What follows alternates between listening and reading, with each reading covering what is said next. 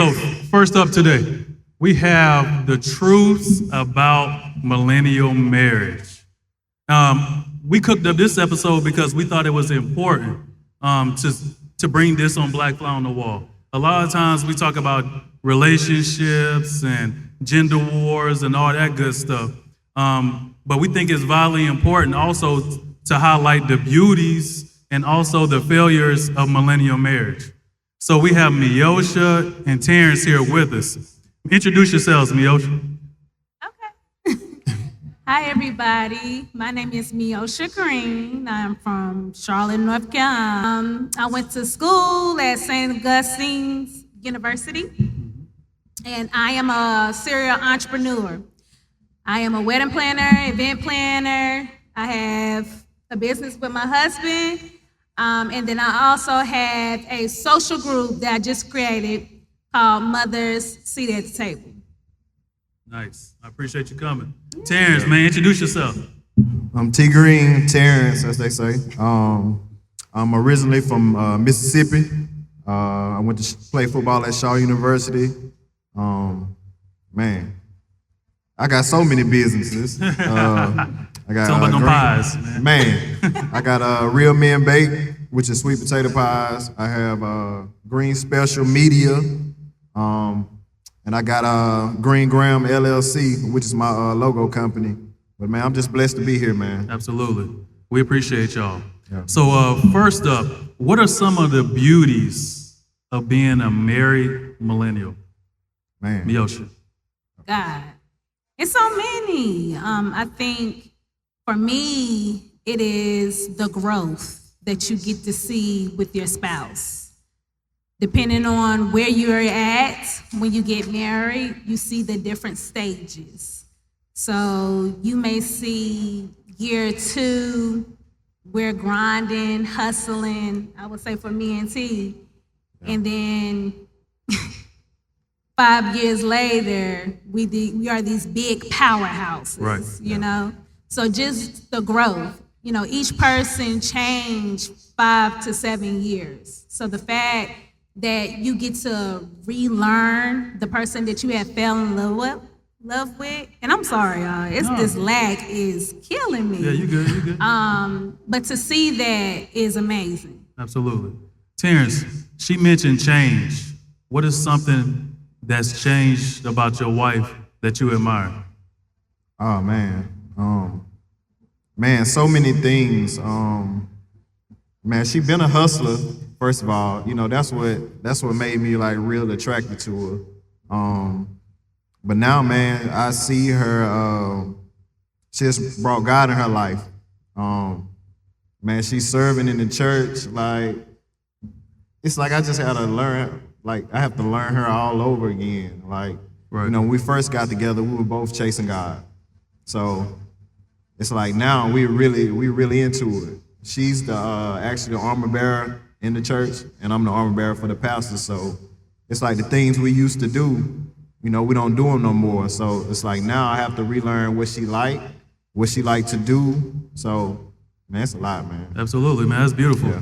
I think the biggest piece that I heard from you is the spiritual force in your relationship. And we talk about that a lot on Black Fly on the Wall, right? No matter what your religion is, you all have the bond together on some spiritual level. And that's amazing. PJ, I think one of the biggest things that me and you talk about a lot is the success that your parents have had as a married couple. Talk about that a little bit. They've been married almost 35 years. And what I see with them, they just never give up. You have a lot of people, and I think that's missed today, that they just throw the towel in early in their relationships, marriages, instead of fighting for it. And people look at my parents and they're like, hey, they've been married for so long. And I'm like, y'all don't see it inside out. Right. You just see it from the outside and think it's beautiful.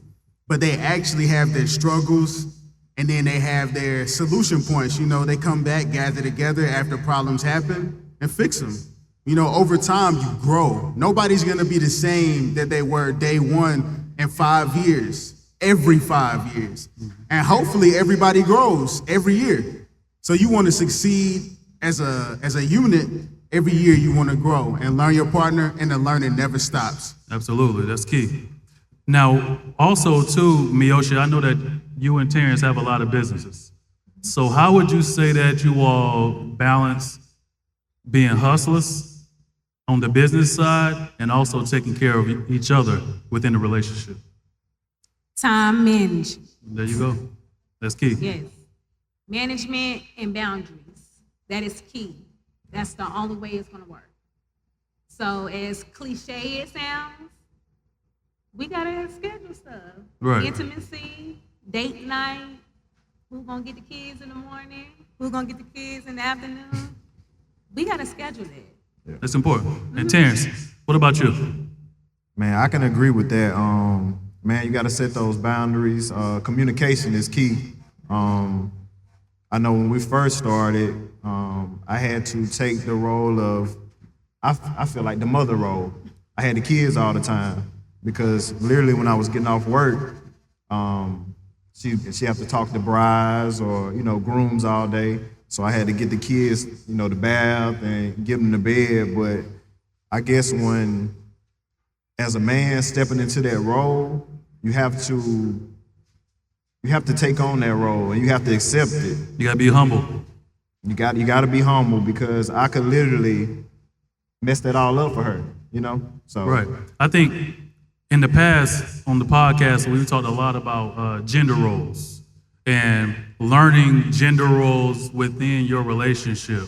So a lot of times as millennials, we download, and when I say download, we digest what's on social media, what your friends say, what your family members say, your roles should be, but I think those roles should be defined within your relationship. So if you gotta be a stay-at-home dad for 6 months in order for her business to take off for the unit and for the family, that's something that you have to do. And I think it's very admirable for a man to be humble enough to do that. So that's a kudos to you. How long have y'all been together? Together? Yeah. 7 years. Married. 2. Yep. Was there a difference from dating into marriage, and what has that been? You want me to answer that or you? Well, I guess we Let's get both it. can answer it, but the difference, well, I wouldn't say it was a difference. I just feel like spiritually, we got attacked more. So we came in as a blended family, pretty much. And right after engagement, we got pregnant. Okay. So that family aspect of balance was already there. But when we put the promise to God into it, it shifted. The attacks of not being enough, not being together enough started to happen. That wasn't happening in dating? No.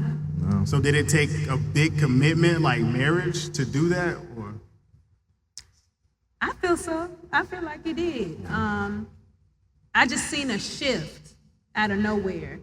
And it took for us to communicate, to get through. Like, I don't think y'all understand. Like, the enemy was attacking on different levels through our children, through us just not talking about the simplest thing. I could get upset with him about leaving dishes in the dishwasher. Like, bro, why you do that? But that was just like something little that I would sweep under the rug and have all this different stuff pile up. And then now we have this explosive, argument about nothing.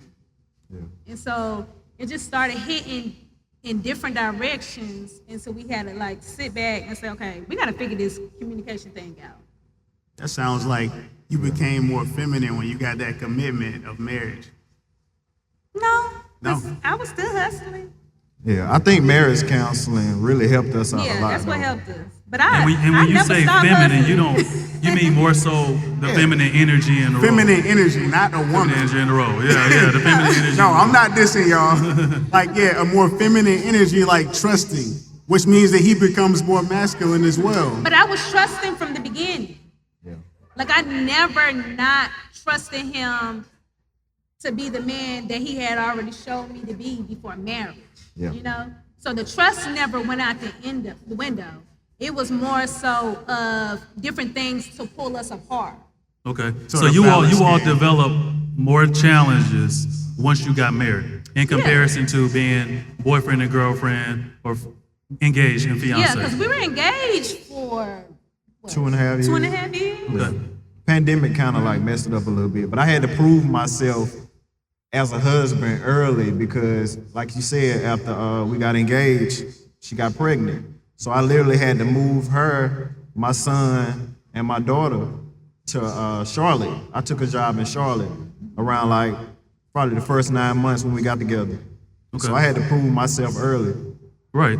And that more so shows us as well that it's all about balance and also about managing your expectations when it comes down to the stages that you go through as a couple.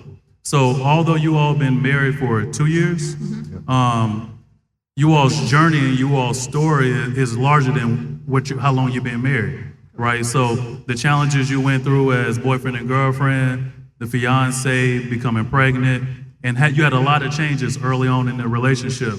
And so I think that's key. I think the key takeaway from that point is that you got to be open to new ideas, concepts of how you can do things and make sure that you're balanced in a relationship. Correct. Just to spice it up a little bit, joint account or separate accounts? We think both. Oh, he over there rubbing his chin. I don't know. No, we talked about it. Let's talk about finances. And we think both. Now, can we be honest? Be honest. This black fly on the wall. Which one do you shop from? I'm about to be honest. So that was something in marriage counseling that they told us we needed to do. Okay. And we was like, how? Like, how is that about to work? So to be honest, we still don't have a joint account. Okay. We're working on it. We're working on it. Okay. She's the spender. Okay. I'm the But saver. I can take that. I take that responsibility. Don't give me a whole bunch of money because I'm not gonna do right. Okay. Okay. At least you honest. I mean, You the know ladies, this. can You gotta know y'all your agree with that partner. You point? gotta know your partner. Ladies, can y'all agree with that point? Yeah. balance. At least you honest. At least you honest. Like, you take this coin, you pay the mortgage, because I'm gonna spend. Okay. All right. So Terrence, what's your perspective as a husband on joint accounts? The pros and the cons. Oh man. Well, I feel like, we got strengths and weaknesses, so let's start there first. What can you handle? And I feel like I've been handling the mortgage since we met, pretty much. Okay. Like I don't feel like a woman should pay the mortgage. Okay. I mean, that's just something, that's just something I just did. Okay. It's the biggest bill. So whatever little bill she want to take, I allow her to. Because I know how she is with money. So you gotta be smart. They want to come home and the cable out and the lights off, So you have to be smart. So Okay. Now, you mentioned you feel like men should pay the mortgage. yeah. Why do you feel that way? Ooh, that's a good question. Is that something that you would That don't make you me would no talk? more manly than what I am, but I just feel like the man should be the provider and take care of his family. Okay.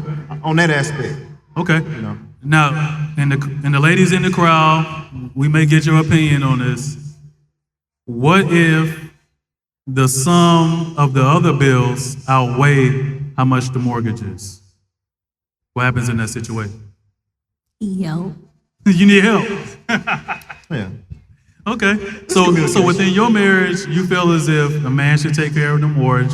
And that kind of goes back to our original idea and concept that it has to work best for the relationship. Yeah. Correct. Right?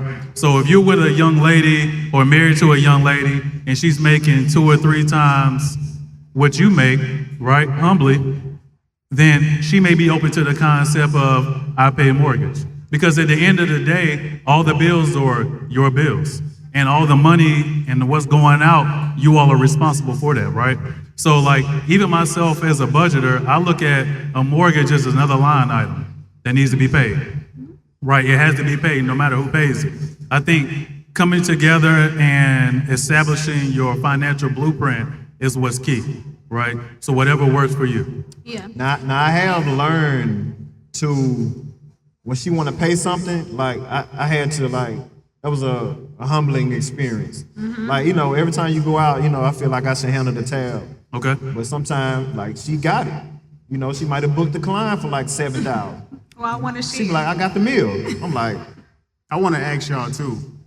Does that have anything to do with how you were raised? Like, did you see that example, and did you see that Oh, example? yeah. I mean, T will tell you, I let him handle the mortgage, but I got to have to pay for something. Yeah. Like, Okay.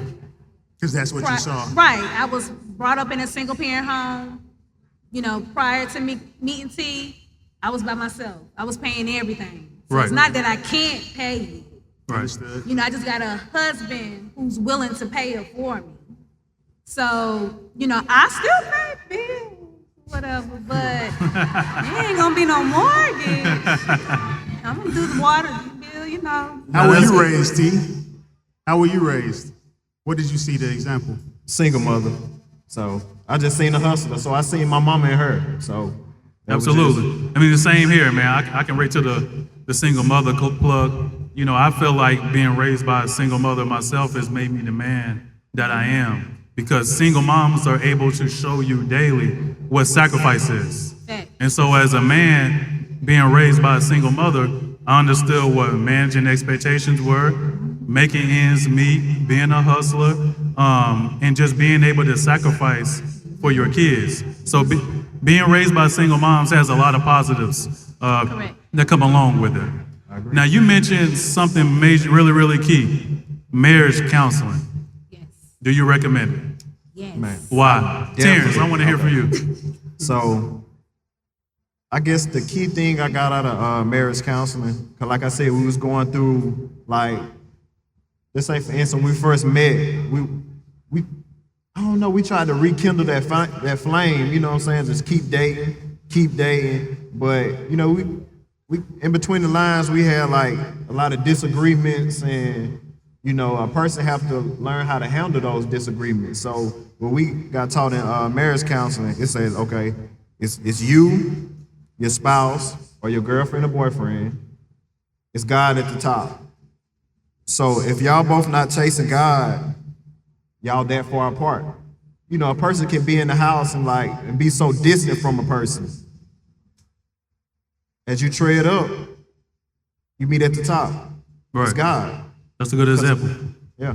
That's a good example. Miyoshi, what about you? I think it goes based off what type of counseling you get. Because you get pastoral, or you can go sit on somebody's couch.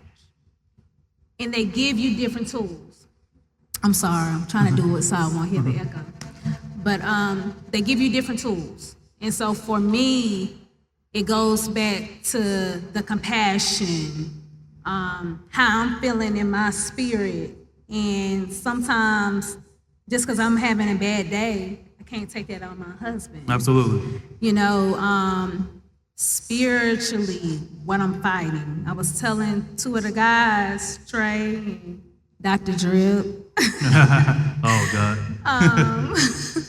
outside, you come into marriage with all of these bags. You like Erica Badu with all these bags lady, right? But in each bag is trauma, is how another guy did you wrong, or, your daddy left you, or, independency. You got, this independent woman, you don't need a man for nothing. And so you bring in two people with baggage, and sometimes you're not unpacking. Right.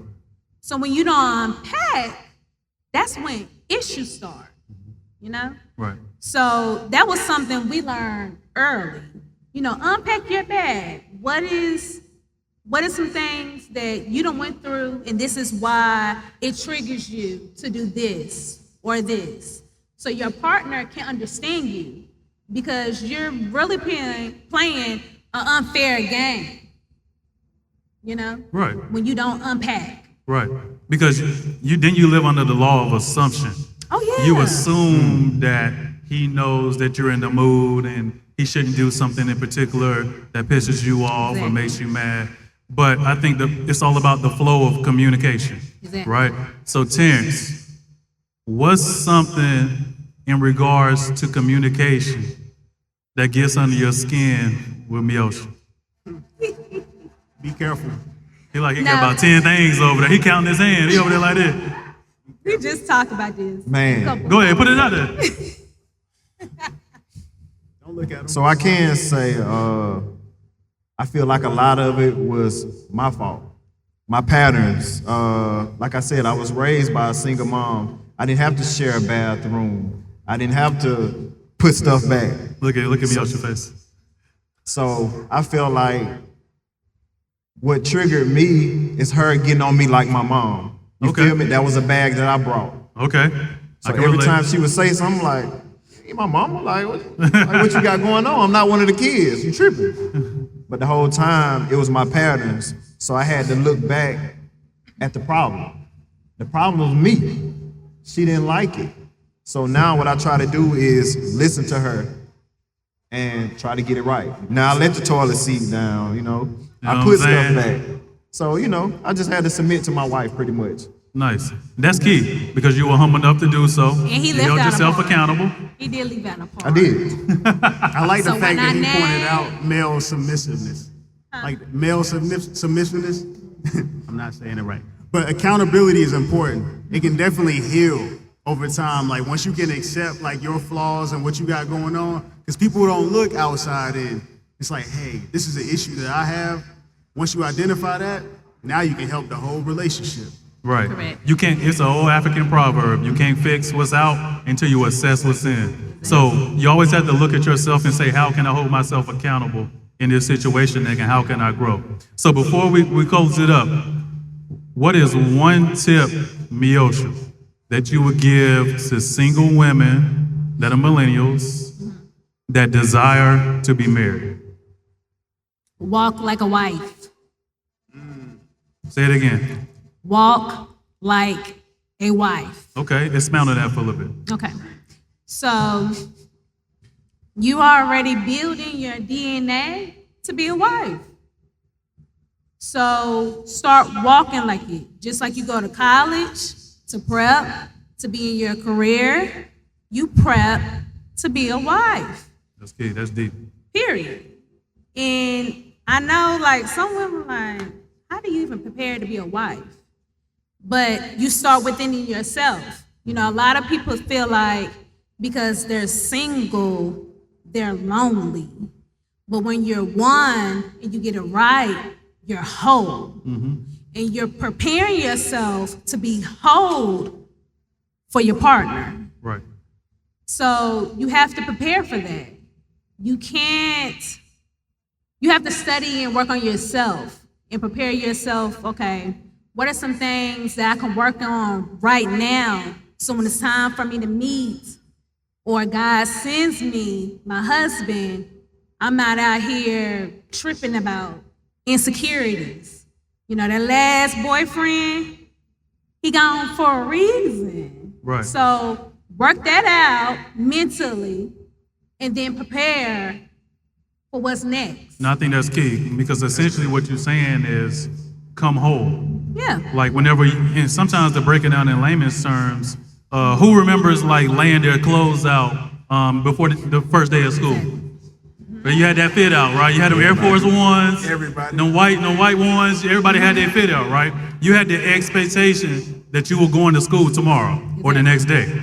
It's the same thing in relationships. Exactly. But sometimes we make relationships so complex. Exactly. So if you want to be a husband, you have to act like one already. So when you meet that young lady, you're already a gentleman. You got your finances in order. You got yourself in order. You've been to therapy.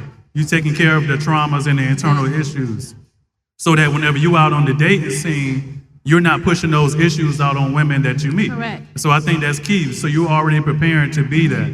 And also too, that's what manifestation is. Yes. Right? If you're manifesting your husband or your wife Correct. by the way you act in expectation. Right? And You to be believe it is fair, so. I didn't do this.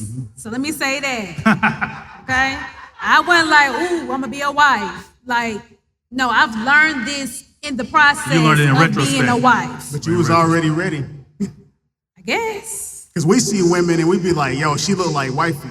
Well, Off the rip. now, We know that. We like, she look like no, wifey. friend. So she comes prepared already. They can look like a wife and be a home. But here's know it. that. But for the fellas, sometimes as men, we assess a woman's energy. Correct. So like how she carries herself, how she interacts with people, how she moves in a room. Sometimes you can see Correct. the prerequisites Facts. of a wife. That's all we can right? move off Until of you first. assess the full picture. I got you, dog. Don't worry about it. I get you good. Terrence, real quick, what would you give the men in the room of how they can prepare themselves to be a husband before we close out? Like my wife said, I wasn't always this guy. Oh, I know. So I feel like community, man. Like get around some brothers that's already married or fiancés. That's, just actually get around community that the people that's already walking in that. So you're seeing how to move as a husband or as a fiance. So community, man. Just hang around like-minded people. Absolutely. Your network is your net worth, right? And you can assess your net worth within your relationship. How wealthy are you in your relationship as a man? To close it out, for the fellas, it's all about accountability. And for the ladies, it's the same thing. We have to continue to assess ourselves so that we can give 100% of ourselves to someone else. So that's it. Millennial marriage, facts and fictions.